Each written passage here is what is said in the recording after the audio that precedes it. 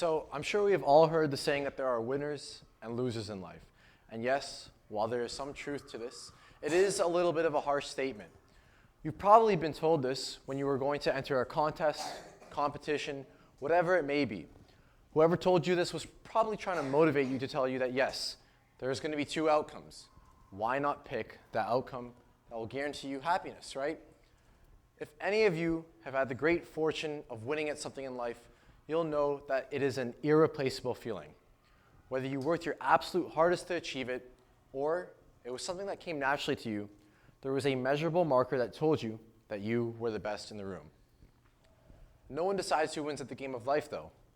Who could be the judge? That person would eventually die. New lives are constantly being born. The point is, the game of life is one that never ends.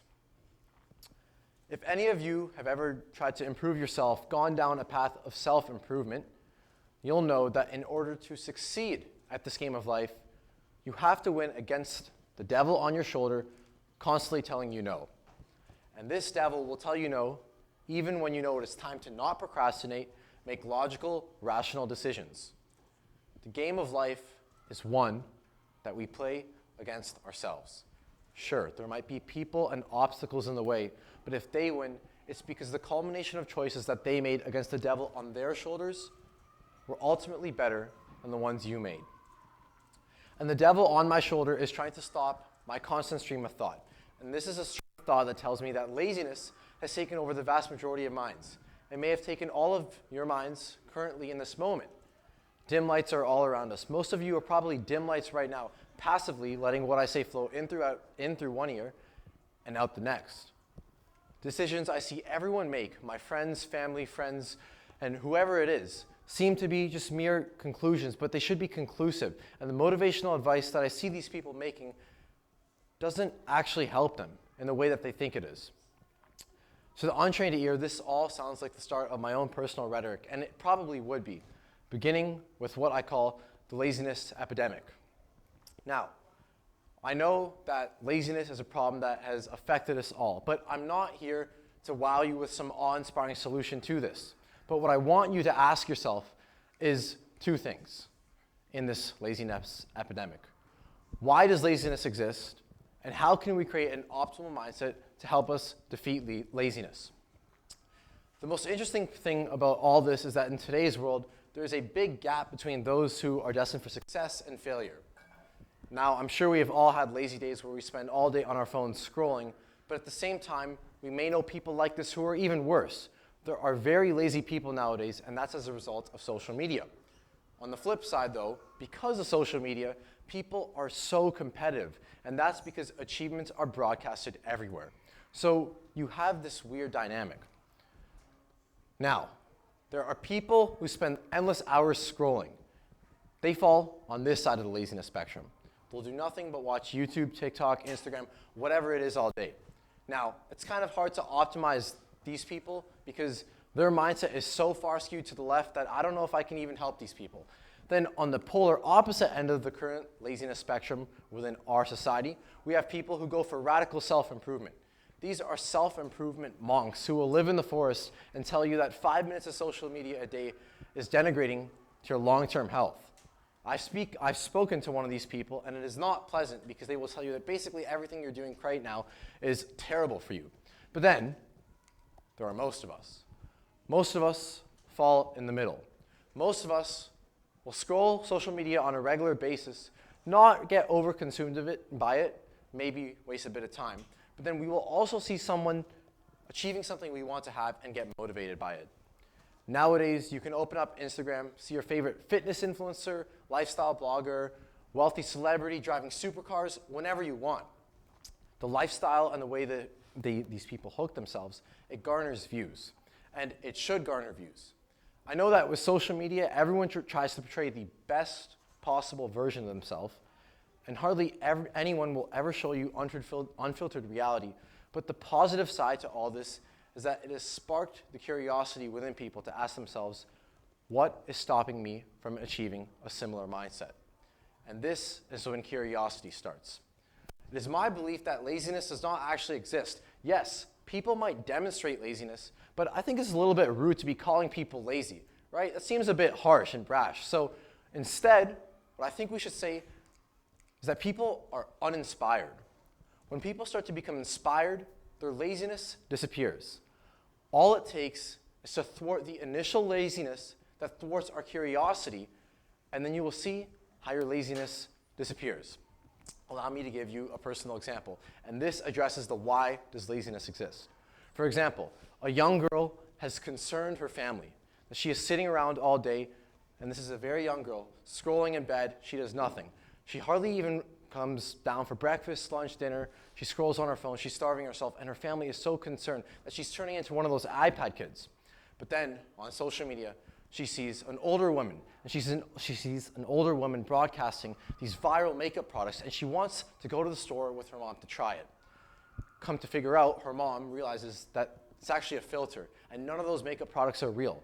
But her mom takes her anyways. What is the positive side to social media here? Is that it had sparked the curiosity within the girl to ask herself, what is stopping me from achieving a similar lifestyle, the same goals? I know this is a very simple example, but it can be applied to so many things. When people start to ask themselves questions, they become inspired. And you'll see how you almost can never become lazy when you are inspired. Now for the how. How can we create an optimal mindset to help us overcome laziness? First, we have to ask ourselves, what is an optimal mindset? An optimal mindset to me is one of consistency. And this applies to everything in life. Exercise, well-being for your mental health, whatever it may be. Now, in the case of exercise, if any of you play sports, you may feel like you have to drive yourself and push yourself regardless of the time. You may have pushed yourself too far beyond the breaks of injury. There are people out there who will run ultra marathons you might see on your iPad and be like, wow, I want to be like that person. I want to work 24/7. But you can't be like that person. You have to find a middle-of-the-road approach. Now, don't be the person who faces injury from overtraining, but don't be someone who faces far too long on their phone, de-evolving their bodies into something that's so weak, fragile, easy to kill. Try to find that middle-of-the-road approach, because not only will it be better for your mental health, but it will also be much, much easier to sustain.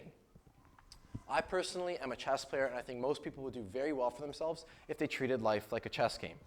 You could be completely lost on the board, feel like your current situation is hopeless, but until you have actually either completely given up or have lost hope, in that case, that would be the end of the game of life or death, you will always still have a fighting chance for a win.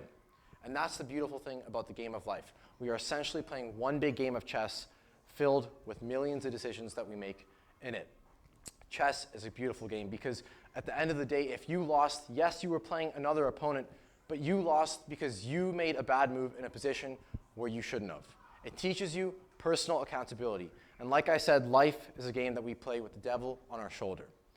Life is all about making good moves consistently. What do they tell you about winning? In terms of winning, they tell you that good moves and showing up every day matters more than perfecting everything down to a T. Laziness will prevent us from making the most excellent move in certain situations.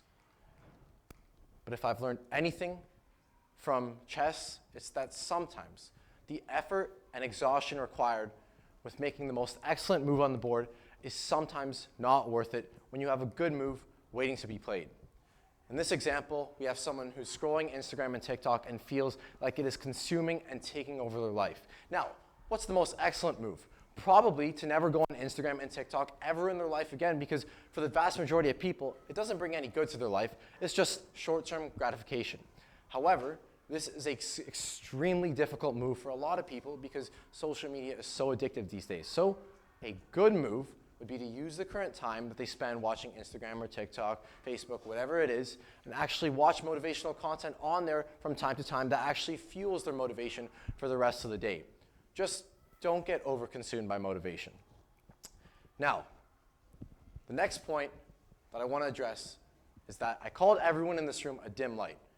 Now, why did I call everyone a dim light? It's my personal belief that regardless of how much consistency you embody, regardless of the good moves you make, none of that truly matters if you're a dim light. You don't want to live life half on. If you're going to choose to work for 3 hours and then decide to rest and recharge an hour later. Don't work for 6 hours at 80% or 70% and then get 4 hours of sleep. If you're going to work, decide your work. Try your hardest, but that also means try your hardest at relaxing and resting, because that's how we recharge as humans. The worst thing you can do to yourself is live life in the subconscious. And one of the most polarizing examples of that is when people subconsciously scroll on their phones when they have work or more important things to do. You do not want to be someone who lives life in the subconscious, over-consuming motivational content. And that is why one of the most profound pieces of advice I ever received was no advice.